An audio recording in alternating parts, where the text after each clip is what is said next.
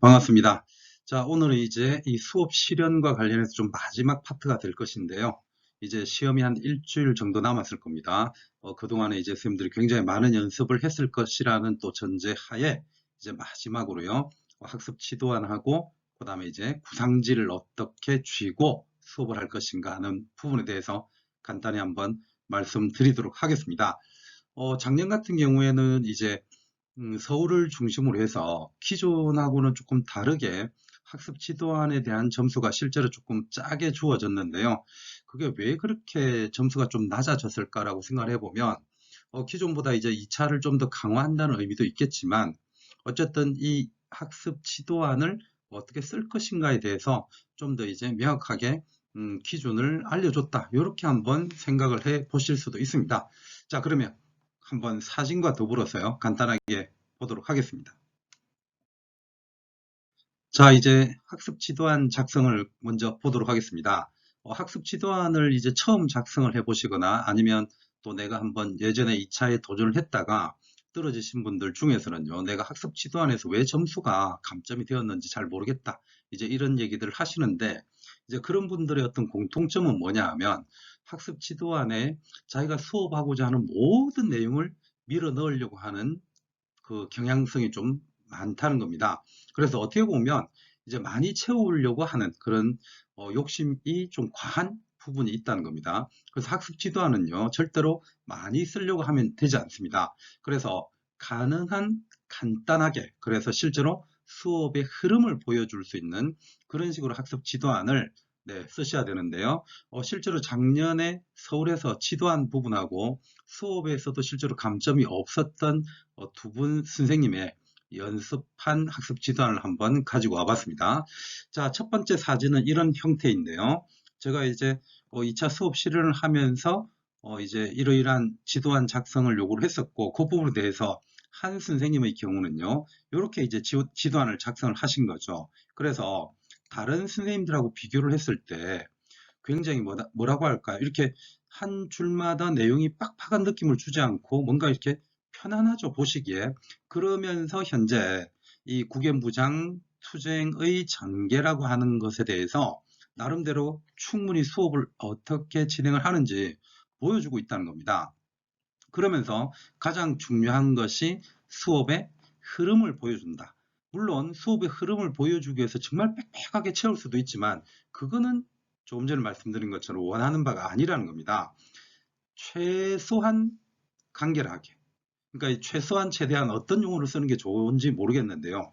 너무 간결하면 흐름을 못 보여주지 않습니까? 따라서 흐름을 보여줄 수 있는 가장 간결한 상태로 이 지도안을 꼭 작성을 해주시고요. 그 다음에 이 부분 TSTS라고 나와 있는데 이 부분에 대해서도요. 교사, 학생 이렇게 적으셔도 전혀 상관없습니다. 그리고 꼭 이런 형태로 적어야 되느냐 그것도 아닙니다. 교사는 이렇게 적으셔도 전혀 상관없고요. 이런 식으로 교사 땡땡 그 다음에 T 땡땡 이렇게 하셔도 전혀 상관없어요. 다만 이 수업의 흐름을 보여주는 것과 더불어서 교사가 무엇을 하는지가 드러나 있고요. 그 다음에 또한 역시 학생이 무엇을 하는지가 이렇게 드러난다는 겁니다.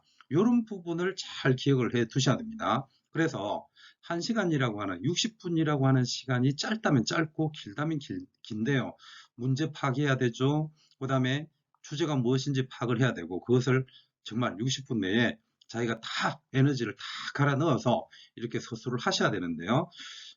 지금 말씀드리고자 하는 것은 간결하면서 수업을 다 보여줄 수 있고 그 다음에 교사의 활동과 그 다음에 학생의 활동이 눈으로 명확하게 드러나도록 해야 한다는 부분 그걸 또 기억을 해 두시면 좋겠고요.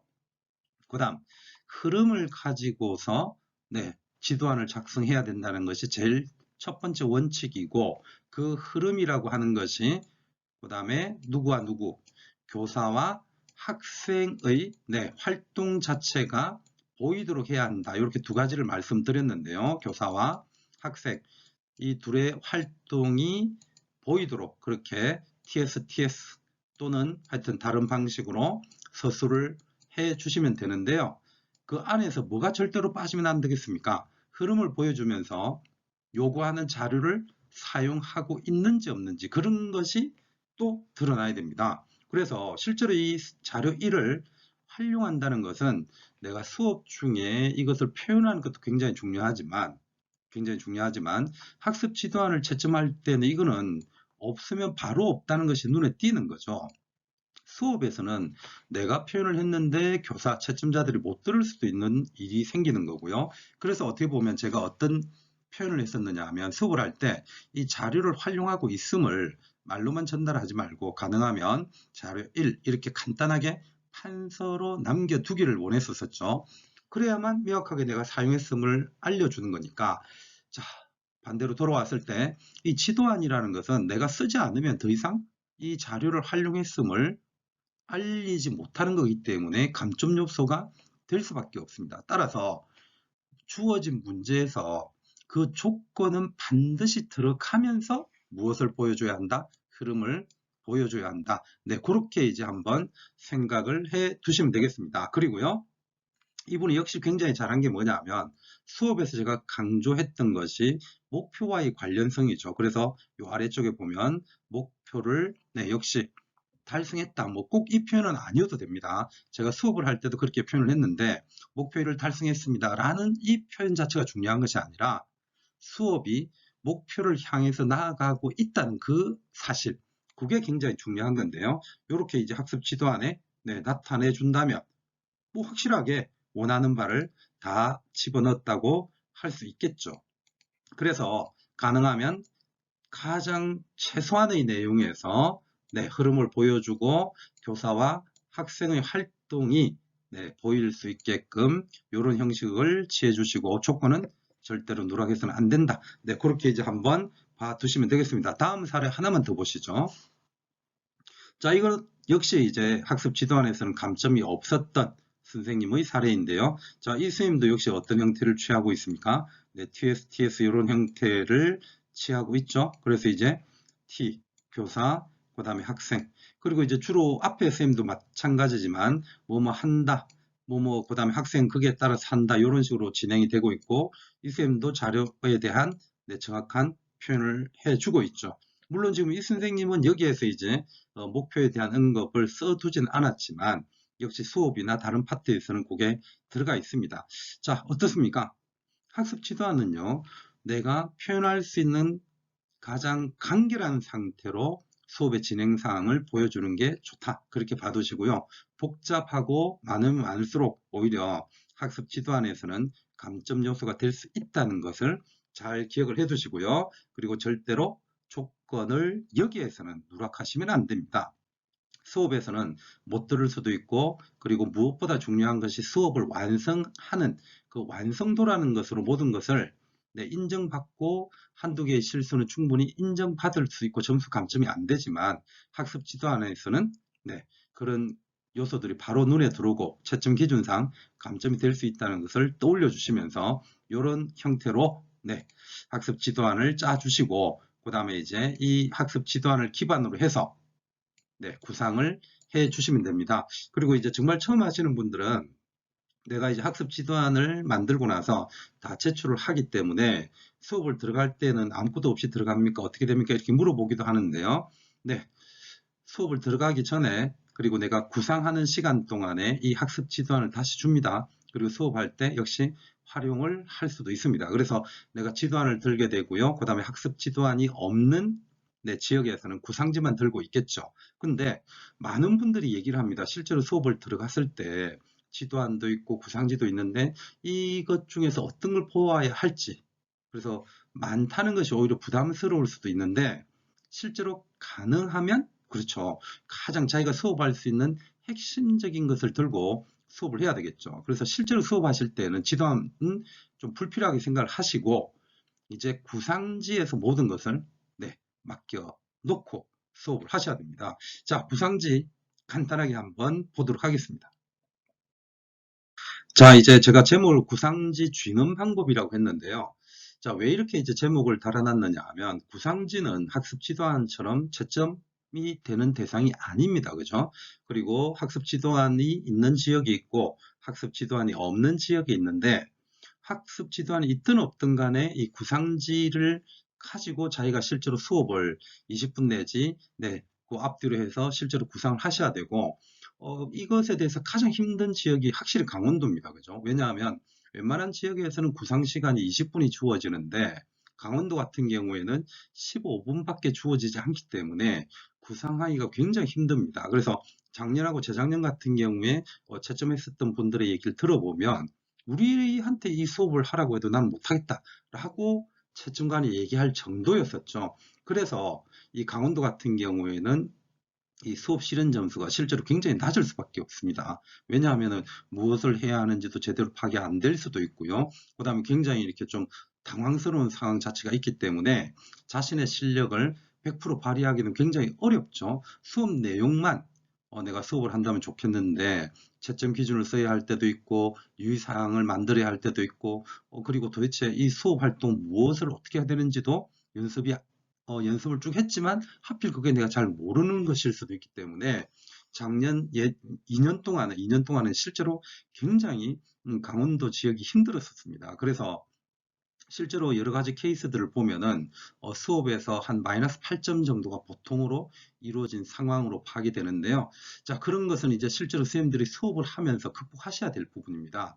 약간 당황스럽거나 내가 잘 모르는 게 주어지더라도 항상 제가 선생님들에게 요구하는 것은 안정적으로 수업해내는 모습을 보여주는 게 정말 높은 점수를 받는 것인데 이것에 대해서 이렇게 생각보다 많이 추상적으로 받아들이세요. 어떤 구체적인 행위를 해야만 될 것 같은 그런 식의 이제 질문들을 많이 하시는데 아닙니다. 어떻게 하든지 간에 내가 안정적으로 수업하고 있음을 보여주세요.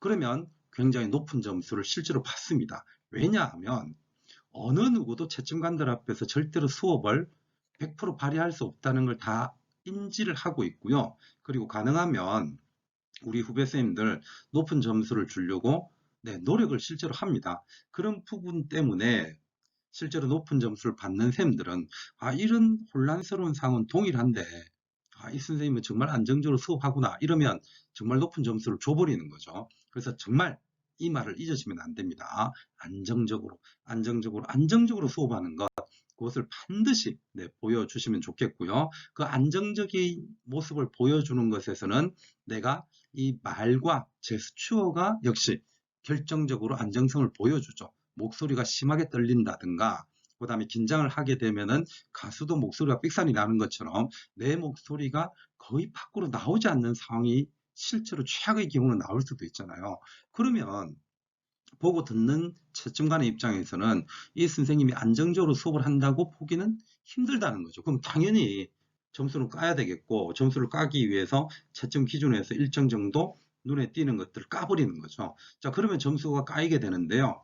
자, 이제 제가 안정적인 수업을 해야 된다고 왜 강조를 했느냐 하면 자, 보는 사람으로 하여금 안정적인 모습을 나타내줘야 한다. 그것이 나의 제스처와 그리고 나의 목소리에서 나타난다고 했을 때요.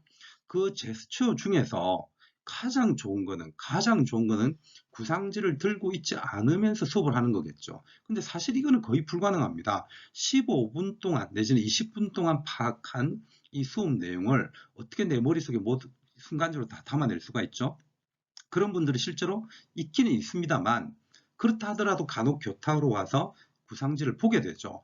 그래서 이 구상지를 보러 오게 되면 저는 동선이 좀 흐트러진다고 보거든요. 그래서 오히려 왼손에 아니면 오른손에 이제 자기가 어느 손으로 분필을 가지고 칠판에 글을 썼느냐에 따라서 달라지겠지만 저 같은 경우 예를 든다면 오른손으로 판서를 하니까 왼손에는 아예 처음부터 구상지를 들고 있는 거죠. 그리고 이것을 계속 보면서 책을 읽듯이 하는 것이 아니라 여기에서 머릿속에 있는 구상 자체를 풀어내고 그 풀어내는 과정에서 결정적으로 어떤 내용을 봐야 되겠다. 아니면 조건 속에 있는 자료를 정확하게 표현해야 되겠다. 라고 하는 상황에서 구상지를 보면서 표현해내면 굉장히 안정적으로 보인다는 거죠. 그런데 이제 이 구상지를 지고서 수업을 하는 게 그래서 저는 오히려 더 좋다 이런 말씀을 드리는데요. 안 볼 수 있으면 안 보고 하는 게 좋지만 안 보다가 오히려 내용이 기억이 안 나서 다시 이렇게 심리적으로 흔들리는 것보다는 보고 안정적으로 하는 것이 훨씬 좋다는 말씀 드리고 그리고 채점하시는 분들의 말씀을 들어보면 이 구상지를 어떻게 치는 게 좋다고 평가를 해 주시느냐 하면 이런 평가입니다. 자, 이렇게. 자, 이제 이 사진을 제가 택했는데요.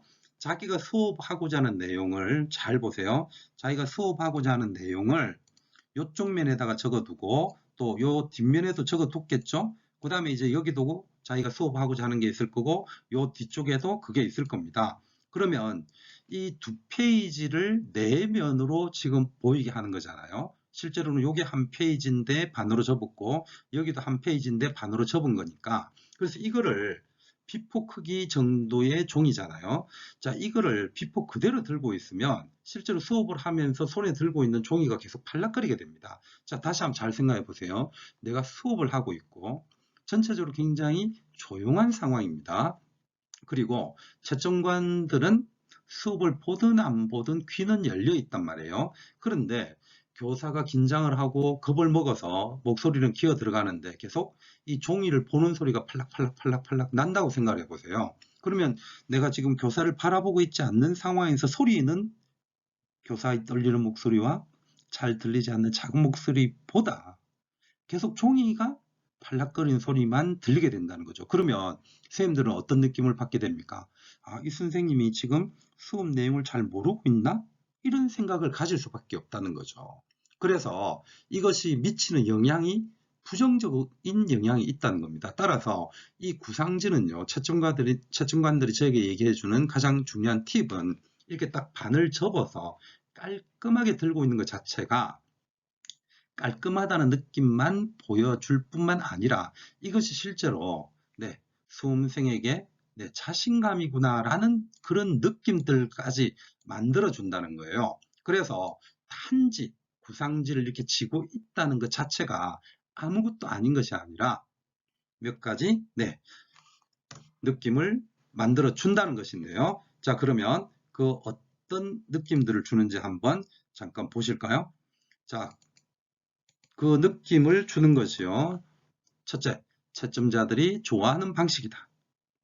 그래서 깔끔하다는 인상을 줄 뿐만 아니라 이것이 수업을 안정적으로 이끌어 나가고 있음을 알려주는 것이기도 하고요. 또 한 가지는 이렇게 보인다는 겁니다. 뭔가 내용에 자신감이 있어 보인다.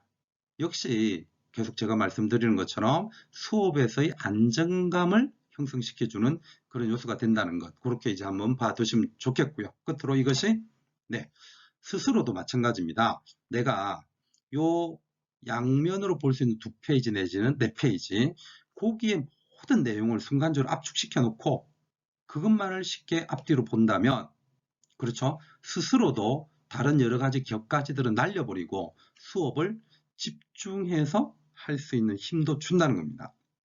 그래서 수험생의 입장에서도요, 수업 중에 생각의 가닥을 잡는데 이 방법이 실제로 좋다는 겁니다. 자, 결론적으로 얘기하자면 이런 식으로 깔끔하게 구상지를 잡는 것 자체가 수험생에게도 어떻게 보면 생각의 가닥을 잡아나가는 느낌을 줄 뿐만 아니라 채점관의 입장에서도 수업이 안정적으로 진행되고 있음을 보여주는 간단하지만 굉장히 중요한 하나의 팁이라는 것을 기억을 해 두시고요. 이렇게 학습 지도안과 그 다음에 구상까지 해서 다음 주에 진행이 되는 수업 정말 잘 진행을 하시고, 그리고 결과 좋은 결과 합격이라는 소식을 전해 주시기를 바랍니다.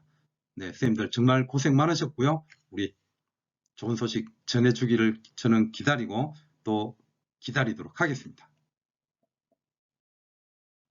선생님들의 합격을 진심으로 기원하고 기다리고 있겠습니다.